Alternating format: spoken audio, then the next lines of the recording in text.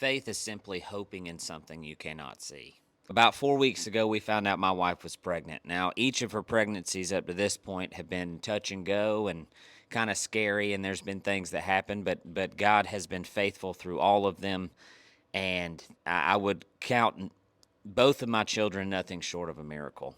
I expected this time to be no different. So this was 4 weeks ago. We've been and gone and had an ultrasound because it's a high risk deal every single week.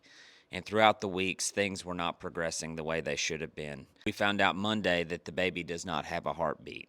There was tons of people praying and hoping for this little child, but it just was not meant to be. My biggest struggle came when we had to tell Wiley. And so when we sat Wiley down and told him that the baby was not going to make it and it was going to go on and go live in heaven with Jesus before us, and then we would be together again when we find ourselves in heaven. This kid absolutely broke down, just came to pieces.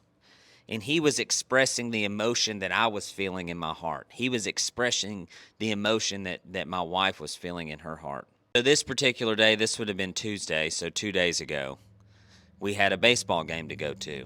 And we're not the kind to kind of shy away from what we need to do. We're not going to let the team down because we're having a hard time. God will give us strength to go in and do what we need to do. And this little guy went to that ball game as sad as I've ever seen him and played his guts out.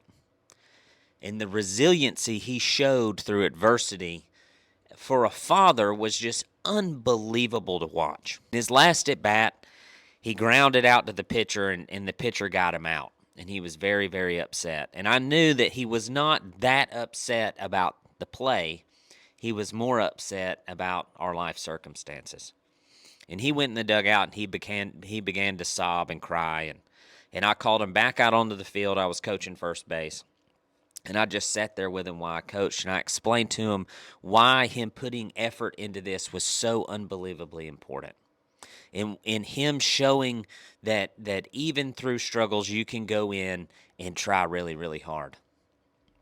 And that's pleasing. As a father, it's pleasing to watch your son be resilient because that's what he's going to be asked to do his entire life as a man.